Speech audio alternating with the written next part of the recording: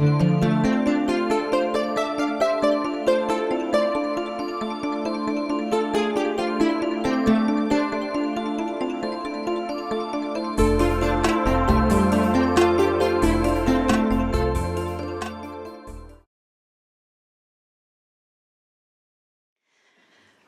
180 is here to reintegrate incarcerated folks back into the community.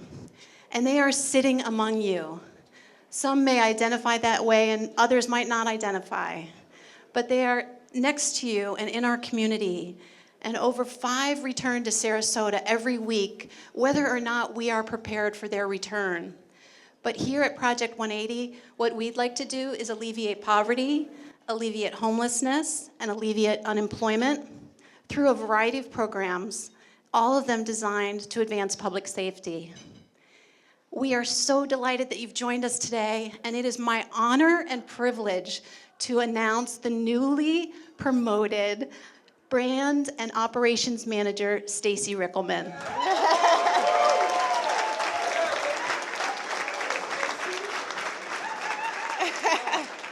Hi, thank you so much. In recovery, we begin each day with gratitude. Gratitude is something we show with our actions, which is why I stand before you today. We are so deeply grateful for all of you in this room. I want to kick us off by especially sharing our gratitude for the sponsors who have so generously invested in our work over the years. If you are able to stand or raise your hand, please allow us to recognize you. We ask that you hold your applause until our final sponsor is recognized. Our presenting sponsor, the Gulf Coast Community Foundation, with John Thaxton and his team. We thank you, and we thank you throughout the community for all that you do for criminal justice reform. John, thank you. To our partners, Dan and Litton Boxer, we are truly honored to work alongside you, Julie, and the Boxer Diversity Initiative. Our breaker of chains leads off with the Community Foundation of Sarasota County. Michelle Croft and our crew here. Rebecca, thank you for volunteering and helping pull off this event. We are so delighted to have you with us.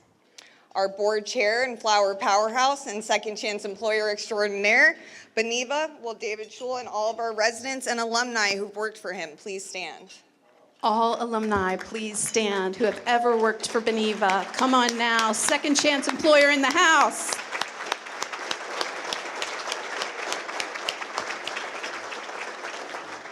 These beautiful centerpieces will be auctioned off at a silent table auction at your table. We'll be distributing the envelopes. The minimum bid is $100, going, gone to the first bidder. Thomas and Sherry from the Koski Family Foundation, we could not do this work without your ongoing investment. Thank you. And to start off, our corporate contributors, At Home Auto Glass, with the best dressed auto glass company in town. And the woman who helped Project 180 become what it is today, Christy Nolan with Mission Matters Consulting. Thank you, Christy. Eileen Rosenzweig and her team from Sir Speedy, where our brand new banner came from. Verizon, we believe, is joining us virtually from the cell tower. And our Game Changer sponsors and our longtime board members and advocates, Wendy and Jim Cox, whose generosity is unparalleled. Monica Waterman, LLC Realtor, who honors her son's memory, Joe, through her board service with all of us. Thank you, Monica. Thank you. Our longtime financial literacy partner, John Locke from Centennial Bank. And John, thanks for the extra $500 check at the door. That was a nice bonus. There are 17 other sponsors that join us today. You will see them in our slideshow. You will see them in your program. We can't thank you enough because we exist because of you, and we are so incredibly grateful. There are 2 people here. I'm going to get emotional.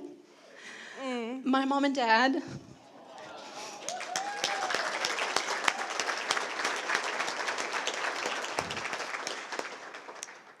My mom wouldn't be here but for some great medical care. that not everyone we serve has the ability to have access to. And so I'm so grateful for her medical care that gives us the opportunity for her to be here. And I want all of you in this room to have access to that. And I will work till the day I die until you get it. Thank you. Let's move now from an attitude of gratitude to affirmations. Please join me in welcoming my colleagues and besties, Thomas Graff and Seth Campbell. Come on up, gentlemen, come on up. Let's make it to the front. Thomas Graff, Seth Campbell, graduates.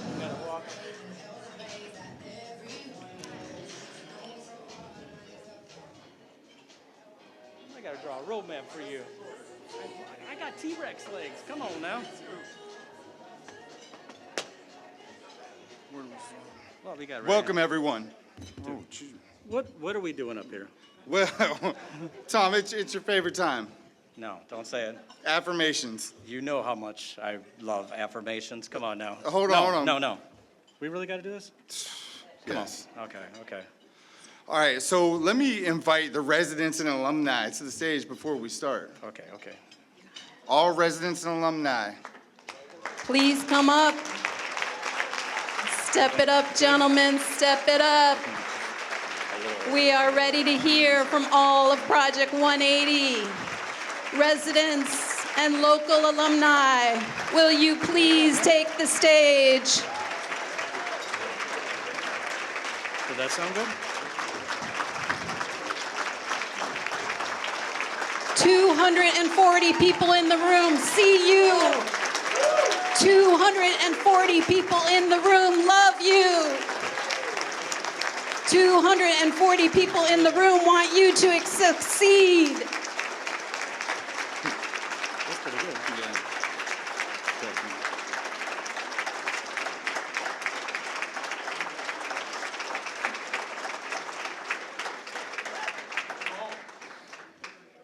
Woo.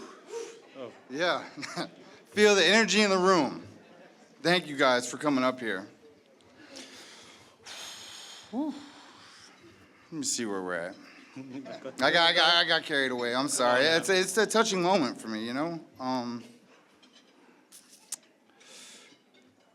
We've invited each of our residents to share a poem with all of you that is meaningful to them as they work their recovery. We're calling it The Light They Cast Spoken Word. Hope you like it.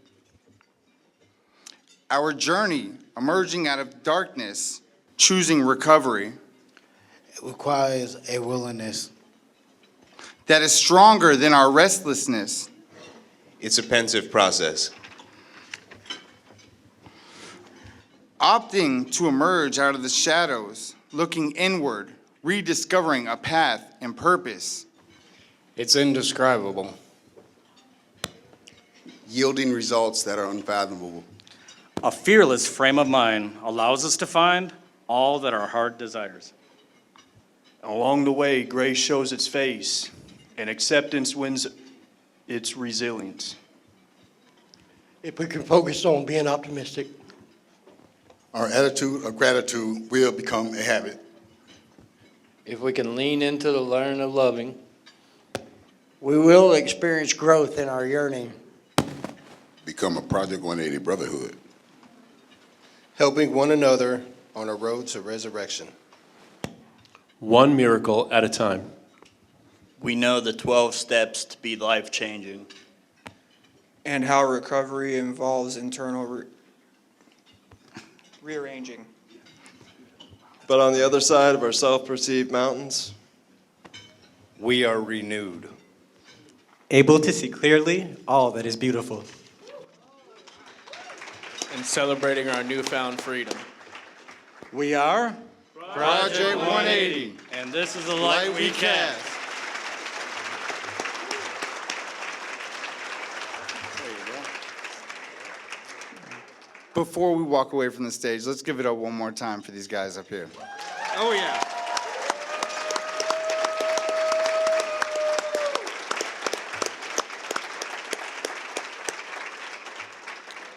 Please enjoy your lunch. Introduce yourself to someone you don't know. Our Constructing a New Workforce lecture with Dr. Craig Miller will begin at noon. Bon appetit. Bon appetit. We hope you're enjoying your lunch, and we are so grateful for Michael's on East for the amazing culinary cuisine. It is my pleasure to begin to introduce our keynote speaker. Dr. Craig Miller joins us from the Pennsylvania College of Technology. He is a national expert in prison education programs. Some of you may know that the Florida House and Senate have passed legislation to bring education into our prisons and jails and to have college degree programs that are Florida branded. We look forward to that passing. Craig has had the opportunity to work on a grant from the Bureau of Justice and is implementing degrees in jail and prison with Lewisburg Penitentiary and others.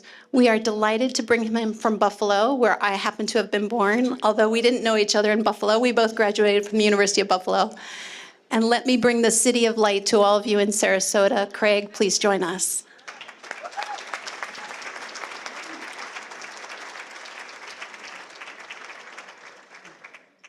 Hi, everybody.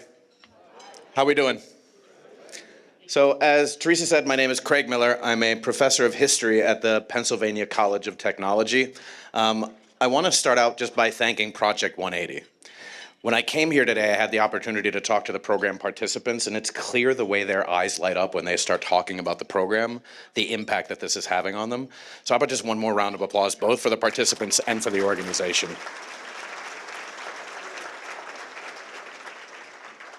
I'd also like to thank Teresa for inviting me, and Stacy, congratulations on your promotion, but also thank you for making sure that this absent-minded professor actually got here on time and safe, which probably would not have happened without your help. As I said at the beginning, I am a historian. And so many of you would not be wrong in asking yourself what a historian is going to tell you about applied technology education inside of prisons. I'm hopeful that by the end of this 25 minutes, I can actually do that. If I can't, you can blame Teresa, she invited me. And as a historian, I also need to set a timer, because if anybody in this room has ever actually had a conversation with a historian, we will go on and on and on until you walk away. So I'm going to set a timer so that I don't do any of that to you. You said an hour and a half, right, Teresa? So there are three themes I really want to focus on today. I want to first talk a little bit about education broadly. Then I want to talk about prison education and the specifics, the history of prison education, and then talk a little bit about what we're doing up in Pennsylvania and the ways in which that can be models and partnerships for other states, and particularly Florida. The first time I taught in a prison was 22 years ago. I was a graduate student at the University of Buffalo. I was living off of ramen, and I needed extra money, and I was also tutoring at a place called Literacy Volunteers of America. And they ended up assigning me to a family court situation where I was doing literacy evaluations for particularly women who were coming through the court system. The judge and I hit it off, and she let me know that there was a prison education programming going on in a medium security facility in New York State called Wyoming County Correctional Facility. It had been in place since 1977, and they were offering 2 degrees, an associate's degree in general education, basically liberal studies, but then also a bachelor's degree in business administration. I started teaching for that program while I was a graduate student, and I was astounded from the first class. Now, I'm going to use phrases like street class. When I say street class, that means my regular college class. So in my street classes, I was delighted. I would go as far as to say ecstatic if like 5 out of 20 students had actually done the reading. I was like, okay, that's a win. I can go home and feel like I accomplished something today. The first class I taught at that prison was an American history class, and I'm 5 minutes into my lecture, and like 5 hands shot up, and they're like, page 4, paragraph 6, he disagrees with everything you just said. And I was like, oh, damn, you guys actually did the reading. I gotta be on my toes. Through my experience in that program, I think I learned more about education for my career, that these are things that are still with me. And so when I think about education, the first thing I think about is empowerment. What education can do, and what education, when it's done well, does do, is helps us realize that it is possible to break through stigmas, It's possible to break through circumstances that are beyond our control.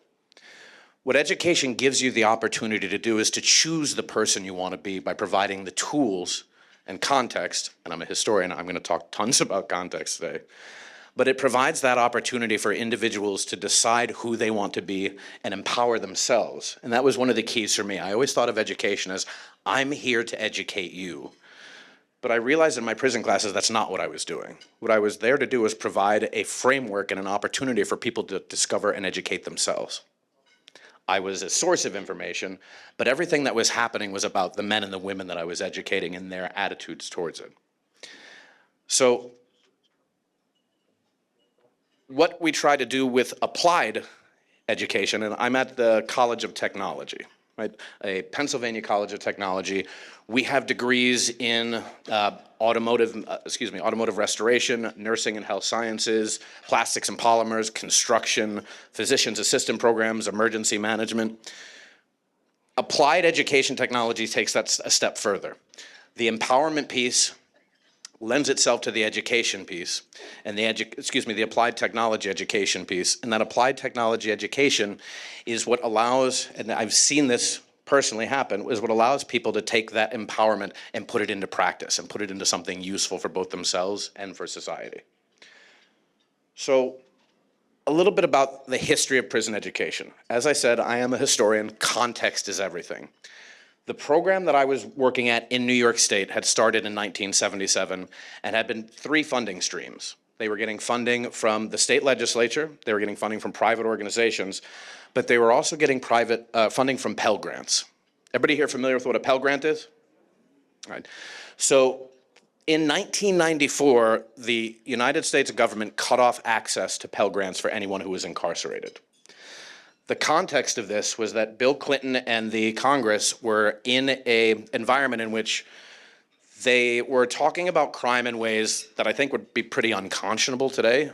But words like, and anybody in the room who's my age or older remembers words like super predator and crack epidemic. So in the context of those things, it was possible for them to come up with a bipartisan omnibus crime bill that not only started mandatory minimum sentences simply for drug possession and drug use, but part of that was also cutting off access to Pell for anyone who was incarcerated. When they did this in '94, it killed 57% of the existing higher education programs in prison across the country. It was a death sentence for prison education. The program I ended up working for had a man who is still to this day one of my heroes and one of my mentors. And he was able to convince the state legislature of New York and convince private organizations to bridge the gap where Pell had lost. And so his program continued, and that's the program I ended up working for. But again, that context is relevant, right? And that context is what I'm going to be focusing on when we get to talking about what we're doing today. My history in that program, I worked there and taught in that program for about 5 years. And towards the end of my PhD, the director, my hero and mentor, came to me and said, I want to retire. I've been doing this for over 40 years at this point, and I want you to be the one to take it over. I was humbled.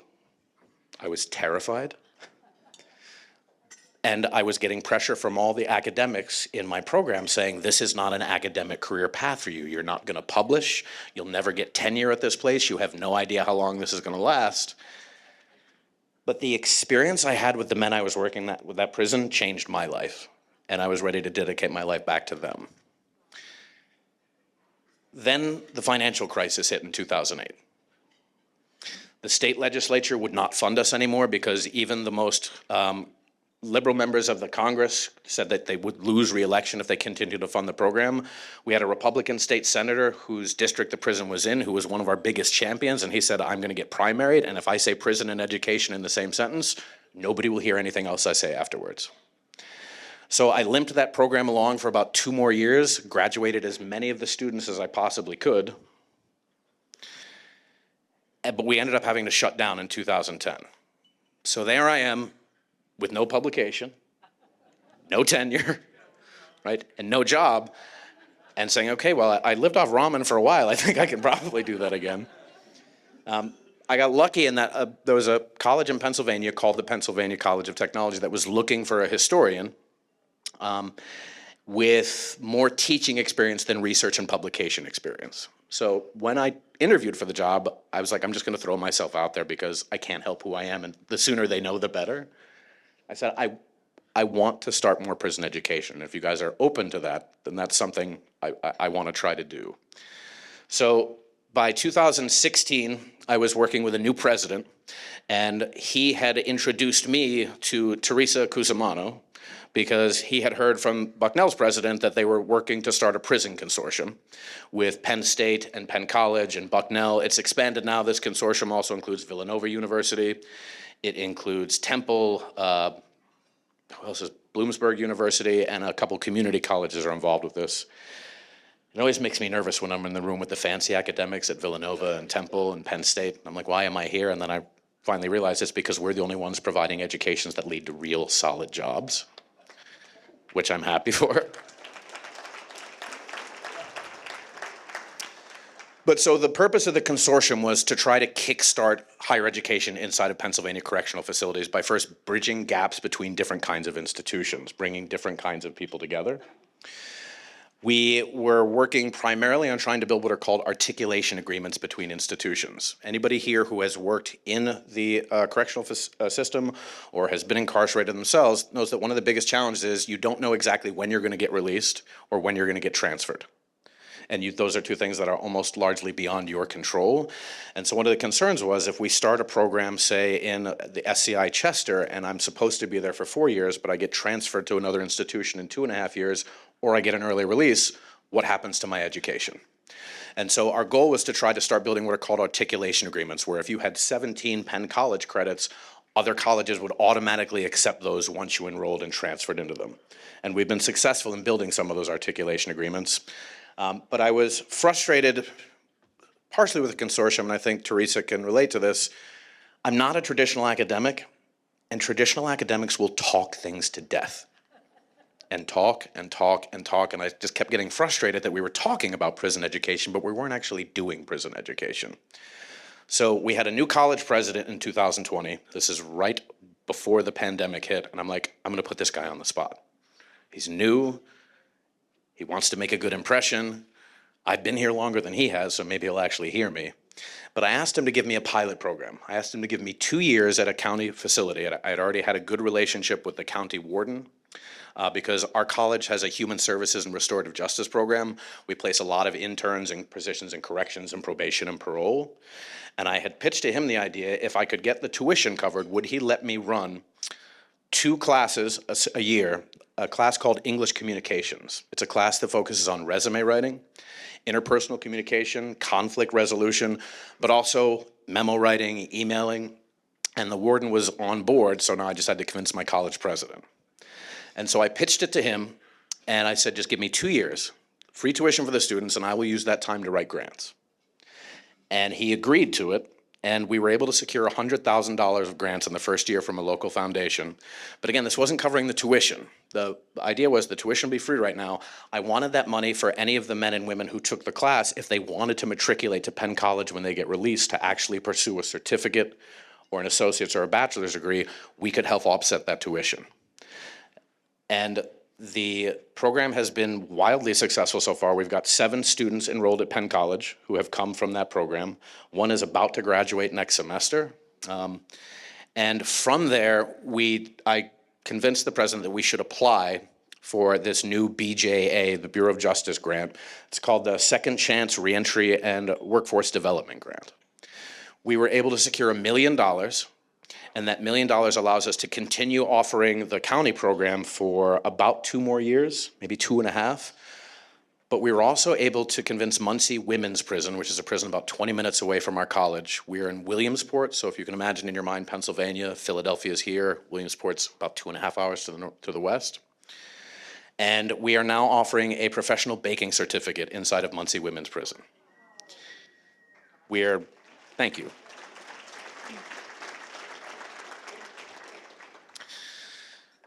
It's been a long process, and one of the big challenges we have is that we have to convince lots of different agencies that what we're doing is actually worthwhile, but also because we're a college. I'm sure some of you remember the old University of Phoenix online scandal, where they were basically providing degrees online that had no connection to the workforce whatsoever, were sucking tens and thousands of dollars out of students who then couldn't get jobs with those degrees. So if you're thinking about prison education and it's something you're interested in doing on the inside, upfront know that the barriers are there. I'm not happy about the barriers in terms of process, but I get why they're there, because I don't want to see people opening up degree mills and basically shortchanging the students who are incarcerated simply for their own ends.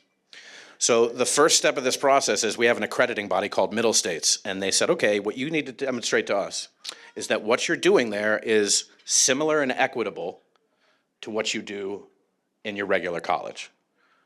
And I wanted to look at them and go, you know that this is a prison, right? But so a mere 175 application pages later, I convinced them that what we were doing was similar and equitable enough. Then we had to have a partnership with the Department of Corrections. We had to form an educational programming agreement that laid out what their responsibilities were and what our responsibilities were. This piece is huge, right? Because it was important for me that DOC understood exactly what it was we wanted to do. And the first thing I told them was, I don't care what the sentence is, and I don't care what the crime is. I care about the education. And so if you're going to work with us, you cannot restrict access to this education based on the charge, the conviction, or the length of sentence. And to my surprise, they agreed. So the only barrier to getting into these programs is whether or not you have behavioral issues, right? But it can't be about your sentence and it can't be about your conviction. The third piece of this is important too, and it's the funding piece. And I'm going to talk a little bit more specifically about the different places we got funding from. But what we really needed to do was get access to Pell back, right? So context again. Second Chance Pell was something that was started by President Obama, I believe in 2009 or 2010. And the idea was they would, on a case-by-case basis, allow a college to say, I want to offer my program inside a specific prison. I would fill out an application, I would go through a review process, and then the students just for that particular program would be eligible for Pell. Trump continued this, and then Joe Biden made it permanent in 2023 with the Second Chance Act. So the Second Chance Act makes it so that every college who wants to do this now has to go through that same application process. And the application process is, I'm trying to think of the nicest way to say it, interesting. They had two different websites for me to submit the application to, and I didn't know which one to submit it to, and they're like, well, it doesn't matter. And then I submit it to one, and they're like, no, that's not the right one. I was like, oh, sorry, just tell me what I need to do, and I'll do it. The process took a lot of time, but it also made us really think through what it was we were doing. And one of the things that we're focused on in this grant is not just the education and empowerment piece, and not just the applied technology education piece, but reentry. Anybody here who has been on the inside will tell you that one of the most difficult things about getting out is it's basically like a door opening and saying, okay, we'll see you later. After years and years of a situation in which nobody is focused on what's best for you or what your purpose is. And that's been one of the biggest challenges. And it astounds me still to this day that we as a society think that you can lock someone up for 5, 10, 15, 20 years in an environment in which nobody really cares about your purpose, and what many situations is essentially a gladiator academy, and then expect that you're going to walk out the doors and just be ready to re-enter society. The reentry piece is huge. And so I was able in my grant to secure funding for a project coordinator. She is phenomenal. She was a former Human Services and Restorative Justice graduate student. Actually, the way she got involved in this, I have a professor who is actually a former Baltimore police officer. He did plainclothes drug work in West Baltimore. I got him because he said he got to the point where once he started getting educated, he realized that his job was basically to violate the Fourth Amendment rights of people who were not educated enough or rich enough to get lawyers, and he couldn't do it anymore. So he has me come into his criminal justice class, and we do an experiment where at the beginning of class he says, how many of you would be in favor of somebody getting higher education college classes while they're in prison? And then he has me come and talk to them about my program, and then we do the survey again. She was in this class, and she was in my office like 5 minutes after class going, how do I get involved? And I was like, well, come on in, let's work on it. She is now my reentry coordinator. She has experience with family members who have been incarcerated. She came through a very, very challenging childhood. But what she does is she not only works with students on the inside in terms of making sure they get the right classes, making sure they're getting the tutoring they need. We do disability and access resource evaluations to see if anybody has any accommodations that they need. But she's also put together an advisory board that's comprised of not only people from the Department of Corrections and the college, but also probation and parole. And key to this has been industry employers.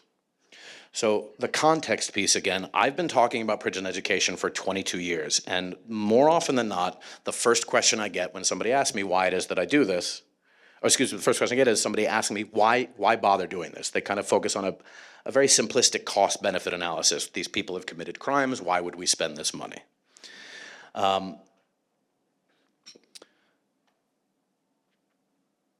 The answer to that question is obviously complicated. But the context of today, in an economic environment where people are having a really difficult time finding skilled labor, was perfect for us. Because I can talk to politicians who are already on board with these progressive ideas, and that's an easy sell. It's the ones who are not really sold on the social justice components of this that I had to kind of tweak my message for. But the workforce development piece is, I think, what has gotten us the support that we're getting, right? The fact that there are so many employers that are willing to take a shot on working with this population has been a boon to us. So when I meet with the state legislators, we're trying to convince our state legislature, for example, to remove a restriction they currently have on providing educational aid to incarcerated people. Most states, Florida has this too, have a higher education grant program that is state-based for state residents. Pennsylvania has what's called a morality clause in that law that says if you are incarcerated, you are of unsatisfactory moral character and therefore cannot be eligible for that grant. Yeah, I know, take a deep breath. So, but I have been working with the most conservative of conservative state senators, some of whom make Donald Trump look like Barack Obama.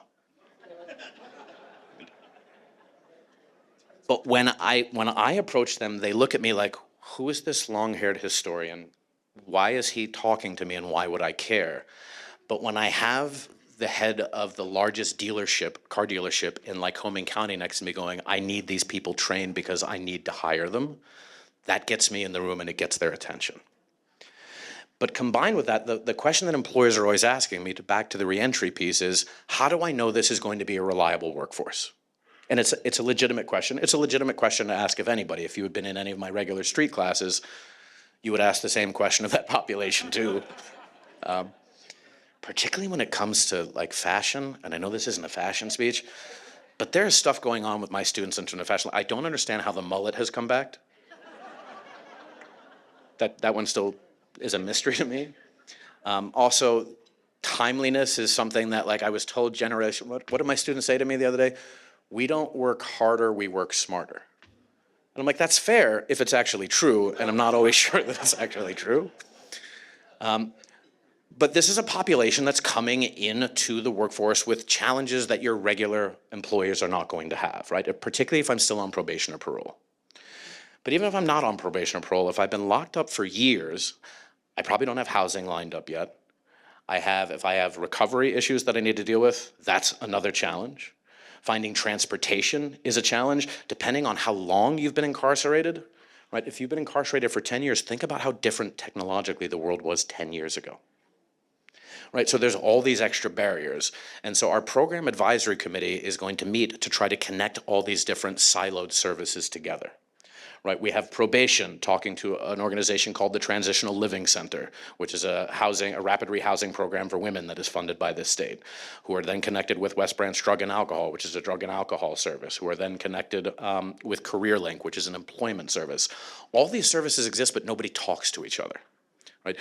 But I still think the glue that holds all this together is getting those employers in the room so they know too.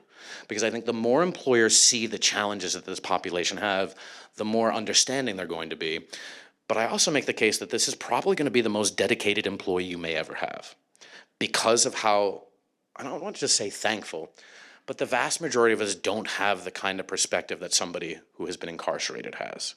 I learned that very, very quickly when I started teaching American history, because the conversations I had about American history in prison classes were 180 degrees different from the conversations I was having in my street classes because of the perspective those students brought with them. So getting all of these services together has provided a framework that we think is going to be a model. And it's a model that has gotten us buy-in not only from politicians and not only from the colleges and the universities and the employers, but broadly in the community. Right? One of the other things that always surprises me that I didn't think about, in fact, I had this conversation with one of the residents in, one of the students in my program at the county prison, and he said to me that after his college class, he has better relationships with his family, right? That he was able to connect with people in his family who kind of were stigmatizing and judging for the crime the person had committed. But he also said it just gave him the confidence to actually reconnect with people who he hadn't connected with in a while. And that's the benefit to all of us, right? The education piece is empowerment for the individual.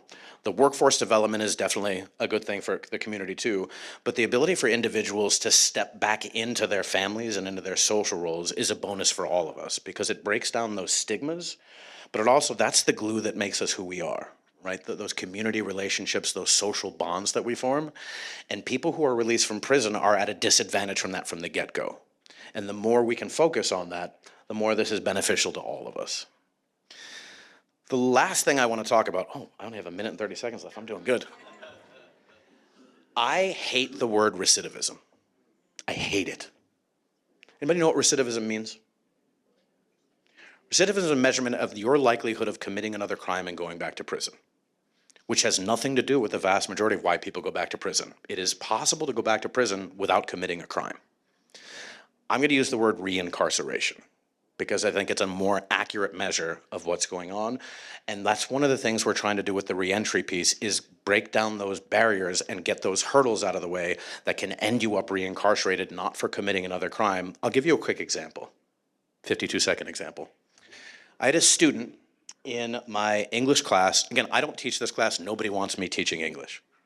I don't teach the applied technology classes either. I successfully replaced a light bulb in my house last week and decided to call my mom to celebrate. But I had a student who had been locked up for 4 years. He sold controlled substance to an undercover state police officer, got sentenced to 4 years. He got out in 2.5 for good behavior. Now, when he came to my class first, and this is a county prison, mind you, so he'd already done his state time, he was real nervous and he said, I don't know if I can do this. I don't read really well. And I said, we'll do a reading evaluation. He was reading at a 4th grade level and he was 28. So I was like, we'll get you the tutors. We had, and this is one of the other bonuses, the human services students in our program were like chomping at the bit, like, can we be tutors? Can we get involved? We got him through the class. We got him the reading that he needed and he passed the course. So at the end of it, he comes up to me and he's like, I just want to thank you and I also want to tell you why I'm here. I said, all right, let me have it. When he was on probation, there was a private reentry service that he was working with, and he had to fill out paperwork. And he went to them to fill out they gave him the paperwork to fill out, and he said to the person, I cannot read this, can you read it to me? And they thought he was lying. They gave him till the end of the day to fill it out or told him he was going to be violated. This man went back to prison because he couldn't read. That's unacceptable. And it should be unacceptable to all of us. And the work that's being done by the organization in this room, the work that's being supported by all of you here, is critically vital to the success of not only the people reentering society, but it speaks to us and who we want to be as a country and who we want to be as a people. Thank you very much for giving me the time, and I appreciate everything that you're doing.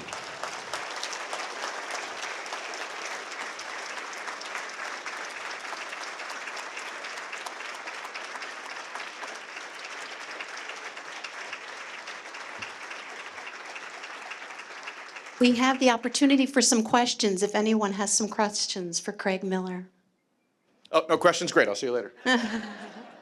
Any questions in the room?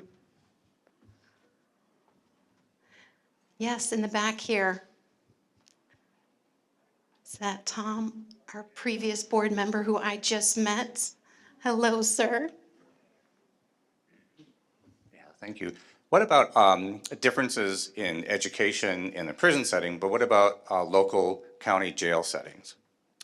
The challenge for the county settings, and this is why we didn't decide to offer full programming inside of county facilities, because of the length of sentences are shorter and it's a much more transient population. But that said, the college courses that we're offering are credit bearing. So any student who takes even one class is walking out with 3 credits that will transfer to almost any other institution. And 2, we tried to focus on the classes in county being classes that would provide both foundational skills, but also pathways to future higher education. So we started with that English communications course. We are currently in the process of applying for another grant to start offering intro to principles of management courses. I had a lot of students in those places who wanted to, were going in the county facilities who were gonna get out and be working in restaurants or be working in retail, but were looking for some kind of pathway to maybe inch their way up into a management positions in those places. But it's very difficult to do full programs, even a certificate program. So at Muncie Women's Prison, that certificate is 24 credits, I believe. It takes them about 1.5 to 2 years to do that. I wouldn't be able to do that in a county setting, particularly because one of the facilities we're working in is a pre-release center. Anybody familiar with what a pre-release center is? The residents of those facilities can go to work first or second shift and then return to the facility. So they've already got that. But then there's programming that goes on inside of every prison. And so that population wasn't as available to take as many classes. So the goal for those is to get them started, to get their feet wet into a college course. And in particular, like, I'm always astounded by how fearful people are of certain things. So like, I work with veteran students at the college, and like I do a veterans orientation, and these are guys who have been deployed to combat zones. And I'm like, so what makes you most nervous about college? And like, being in the room with 18-year-olds. I'm like, you've shot people. Why is this a problem for you? But the same with people who have survived a prison environment, right? They're nervous about a college class, and so even if you can just get them through that one college class, we had a guy who, not in addition to the guy who couldn't read, but we had a student who was struggling with math. And so we got him a math tutor. And the look on his face when he started to realize he understood it and could do the work, I mean, that kind of empowerment, even if it's just one class, is worth it. Great question. Any other questions for Craig? Yes.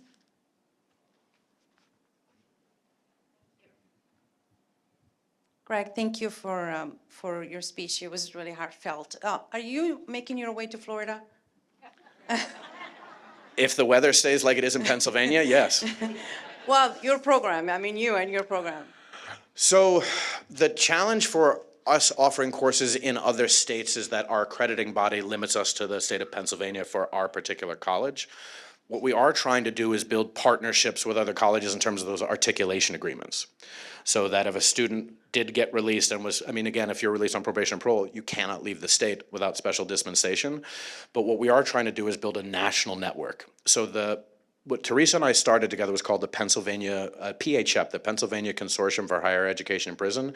There's a national chapter, the NCHEP, called the National Consortium of Higher Education in Prison.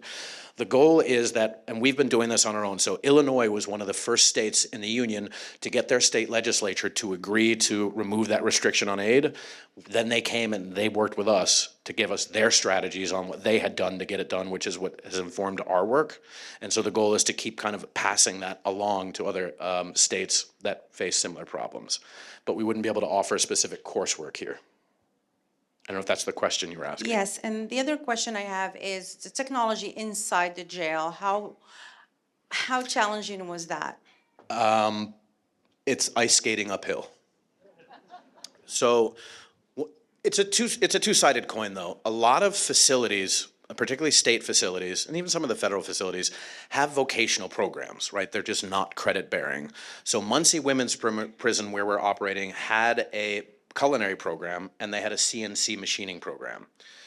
The culinary program had a lab, so they've got a separate kitchen there. And the CNC has its own lab, so we could build up. One of the decisions on which degrees and programs we were going to offer was based on what materials and programs and technology they already had.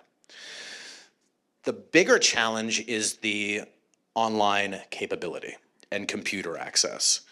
So I am creatively trying to convince the Department of Education that when they sign the educational programming agreement with me, that means I can buy Chromebooks and give them to the students.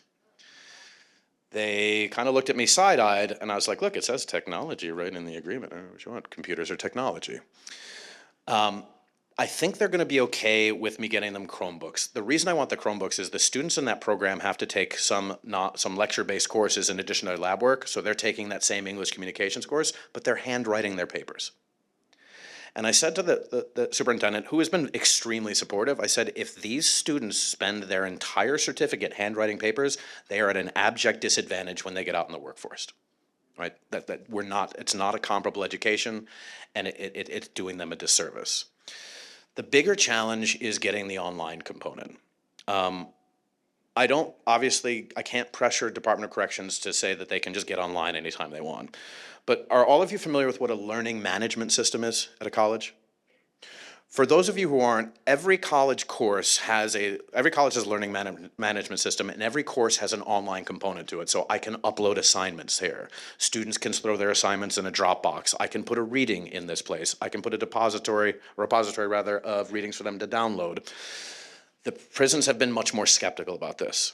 There are ways to get around their concerns about the online. There are firewalls that can be built in where only the instructor can upload stuff and only the student can download stuff. But that has been one of our biggest challenges. But the bonus is there are states that are doing it. Maine has a phenomenal program. In fact, Maine is one of the few states in the country right now that has fully online classes for fully online programs in some of their facilities. The problem for me is, like, when I go to the Pennsylvania legislature, New York does this too, but if I go to the Pennsylvania state legislature, I'm like, well, New York is doing it. They're like, and?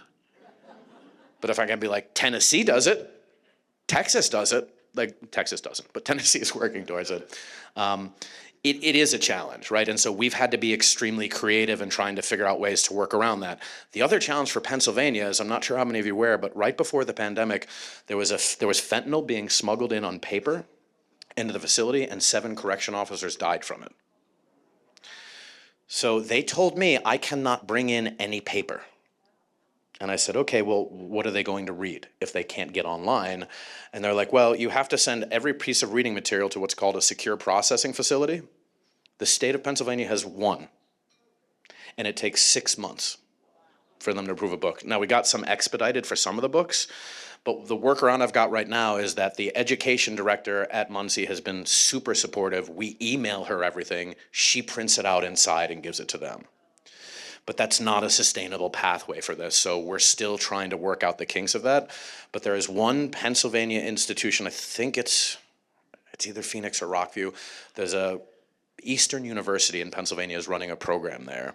They were able to convince that specific superintendent to allow limited access to the internet for something called JSTOR. It's a database of peer-reviewed journal articles, and JSTOR is actually, they're ahead of the curve. They've created a database that's just for incarcerated people, so that there's firewalls built into it. And so we're hopeful that that's down the pathway. But if this is something that you're interested in doing, be mindful of the technological challenges that exist, particularly in terms of access to online materials. But again, one of the ways to target your approach is to look at the institutions that already have existing vocational programs that might already have labs. And the lab at Muncie wasn't exactly up to where we needed to be. They didn't have all the equipment, but the grant helped us offset that, and the prison wasn't. They were happy that we were going to bring in some new ice cream making machines, a new oven. Right, so, but the big challenge first is making sure for applied technology that they've got some kind of facilities. The last thing I'll answer this question with is, we have a former student of ours who developed and designed for the Virginia Department of Corrections a mobile welding lab inside of a tractor trailer. So they have those golf simulators inside of tractor trailers for people who like golf, which are not me. He was able to build 4 welding stations and then 2 virtual welding stations. And the bonus to this is none of this has to go inside the facility. They can drive it onto the parking lot, and then the students come out and do the work in the trailer. They get searched on the way out to make sure that no contraband went out with them. But the Virginia Department of Corrections was all on board with this. And when I talk, I'm actually working with Lewisburg Federal Prison on this now, and they seem to be really interested in that too. So I'm just working to find the grant money to build another one of these trailers. Folks, let's give Dr. Craig Miller a round of applause.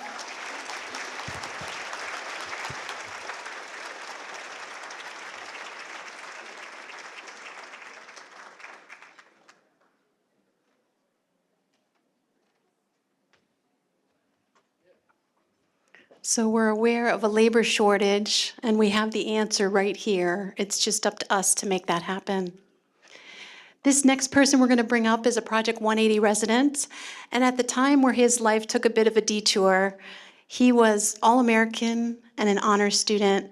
So I'd like to return to that point in time and pretend we're at a high school pep rally right now.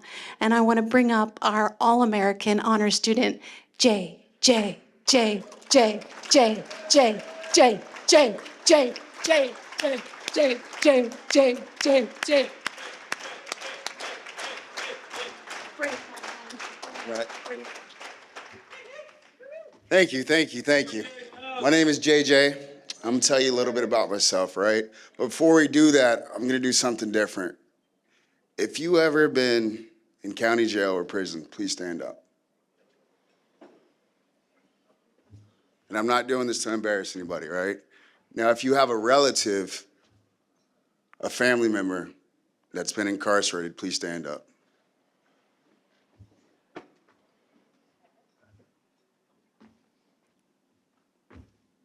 Thank you, thank you, thank you. So the reason I did that, right, is because in recovery, you try to find the solution, right? And all of us in the room, we're the solution today. Does that make sense, right? So like we know the problem, let's try to figure out the solution. So I just wanted to start off with that. That way we all understand that like we're all in this together. So my name is Jacob Jenkins, right? I grew up in Inglewood, Florida. My mother, she was in a very abusive relationship with my father. And we grew up in a women's shelter when I was like 5, 6, 7 years old. So I was a witness to domestic violence and everything like that. And she was a waitress. And throughout the years growing up, she, worked nights. So I was kind of left to my own devices. And things got interesting, right? I was trying to navigate through life, trying to figure things out, wondering why my dad didn't love me anymore, right? Because that's the bottom line is you feel rejected as a child.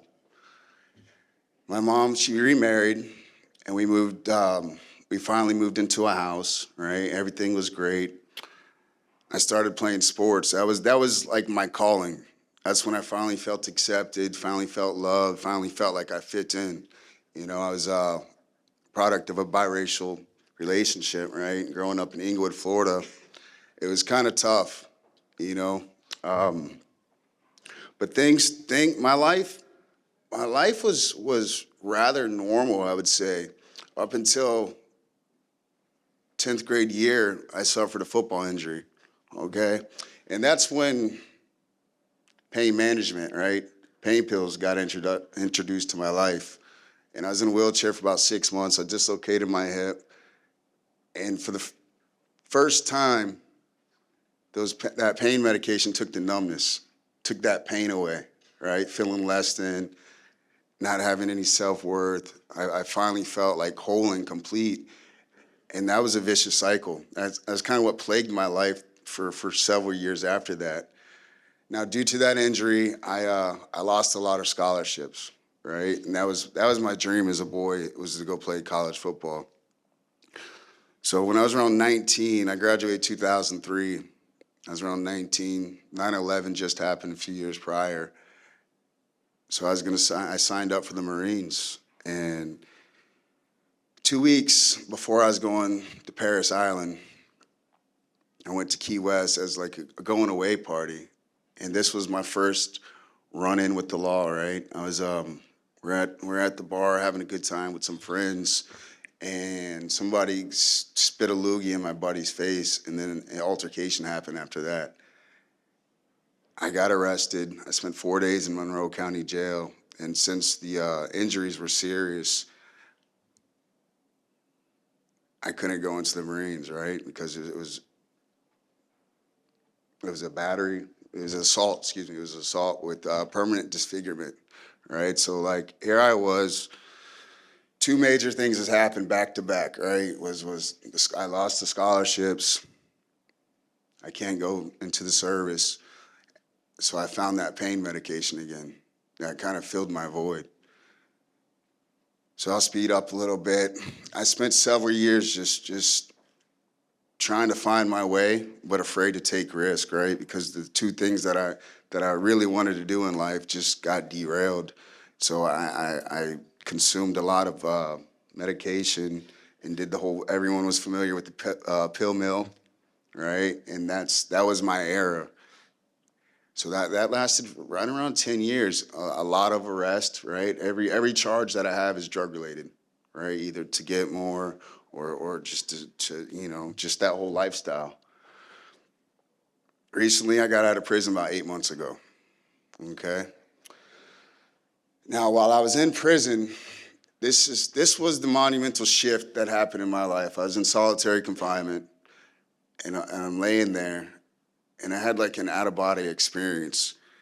I remember that little boy just waiting on his father to call him, right, when I was 10 years old. And I never got that phone call. Now I have twin boys who are 9 years old, and I refuse to let that happen to my kids, right? It's that generation curse that I had to break. I didn't know how I was gonna break it or what I was gonna do. I haven't heard about Project 180. But I knew I had to change right then, right? And just like Dr. Craig was just talking about, inside prison, there's ways and there's schooling that you can take to better your future, right? And that's what I did. I signed up for any course that was available. I got my CDL license in there. I got my forklift training, took CPR class, whatever I could do just to try to make strides forward, right? And to build that solid foundation, because I knew prison life's easy compared to getting out of prison with nothing and starting over, right? Because you still have all those hangups, you still have all those failures and resentments and fears. So whatever steps that I had to take in there, that's what I had to do, right? Because one thing that was bigger than myself were my kids. And how can I be a positive father from this day forward, right? Now, about a year prior to my release, I heard about Project 180. And Tom reached out, and I had to call Tom every single Wednesday. And we kind of built that communication, built that bond. Now, I have trust issues, right? So, like, trusting another man with my feelings and emotions and thoughts, that's just not something that I've ever been good at. But during that process, me and Tom kind of built a bond. So when I got out of prison 8 months ago, I met Tom at Sarasota County Jail to get photographed and booked in one last time, right? He just hugged me. And that's kind of where, like, I felt this relief and this feeling of warmth. And when we went to the houses and I met all the brothers in Project 180, it was just so serene and so peaceful, right? And it's so real, that bond that we share together, right? Because we've been through the same struggles. And that's where, like, I started listening, right? And started looking up to Seth, Tom, Yogi, Britt, people like that who kind of came before me to show me, okay, listen, this is the steps that I'm doing to better my future, right? And above everything, like, that's all I want is a solid future, not only for myself, but now for my kids, you know? Recently, let's see, work has been amazing. Just like he was touching on is getting trained, right? And getting those certificates, because now you're building your value. You're building your self-worth. As you guys can see, my company, they gave me a polo to wear here, right? So I work for a great company. They're second chance employee, but they invest in their future, right? And they know my background. And now I'm a QC. I got 10 guys underneath me who that I'm in charge of, right? And they look up to me for guidance, for help. And here I am 8 months out of prison, right?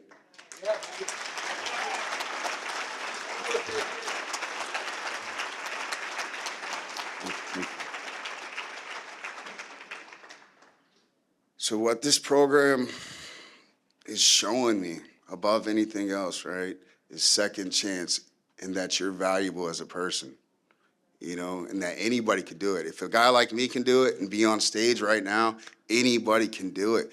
You just have to put the work in, right? You have to believe in yourself, and everything else is going to come full circle, right? My goals for 2025, right? We're not even halfway through, and I probably knocked most of them out the park, right?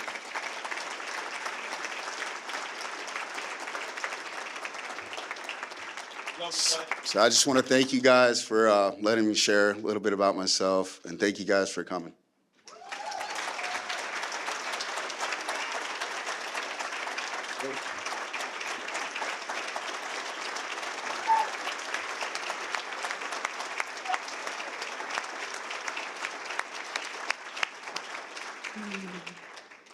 Hard act to follow. Thank you, JJ.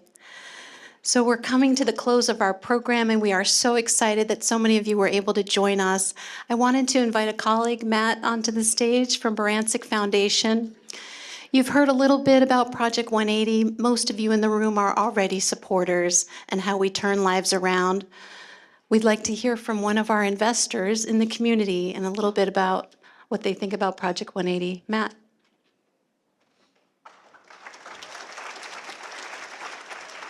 Thank you, thank you. That's a hard act to follow. I'll do my best. I'll keep it brief. Nothing I say will surprise you because you've been witnessing the impact that this program has on these folks' lives, and it's just amazing.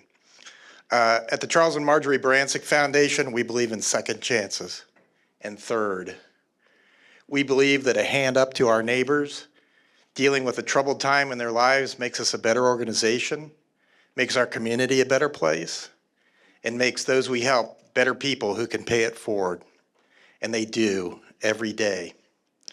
For those of you who have seen The Light They Cast, the documentary about Project 180, or listened through the years to these gentlemen recount the trials of their youth and how they overcame them and how they overcame the impact and undeserved stigma of incarceration, we know they pay it forward. If pain and adversity teach wisdom and an appreciation of the present, then this band of brothers is one of the wisest and most mindful among us. Project 180 changes lives, and the secret sauce is harnessing the help of peers who already have been there. Almost nothing is more powerful. It reminds me of a story, and here I will borrow from the great Leo McGarry. Any West Wing fans out there? This guy is walking down the street when he falls into a hole. The walls are so steep he can't get out. A doctor passes by and the guy shouts up, "Hey you, can you help me out?" The doctor writes a prescription, throws it down in the hole, and moves on. Then a priest comes along and the guy shouts up, "Father, I'm down in this hole, can you help me out?" The priest writes out a prayer, throws it down in the hole, and moves on. Then a friend walks by. "Hey Joe, it's me, can you help me out?" And Joe jumps in the hole. The friend says to Joe, "Are you stupid? Now we're both down here." But Joe says, "Yeah, but I've been down here before and I know the way out." I hope you join us in helping these guys help each other find their way out of that hole. Thank you.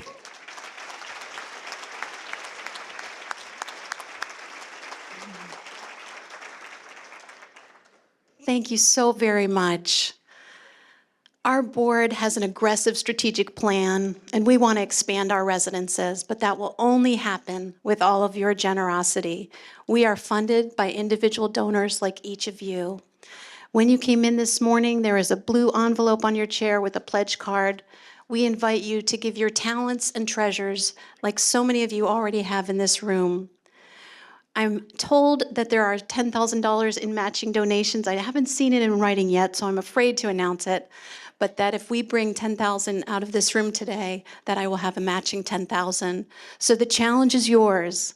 Do you want a women's residence, a Project 180, and create the equity that those women so deserve, the 10% service gap that presently exists? Do you want a social enterprise that will bring resources that we can fund our work moving forward in a for-profit B Corporation model? I'm ready to go. and I'm wondering if you are. If you could fill those blue envelopes, I will match you dollar for dollar. And I want to thank you. We have board members in the room, Vince and Pamela and others who will stand. They'll be able to collect your blue envelopes on your way out, and our residents are ready to greet you as well. Stacy would like you to know that there's a survey available that's been emailed to you while you were sitting in your seats. So your survey, we'd love to hear from you.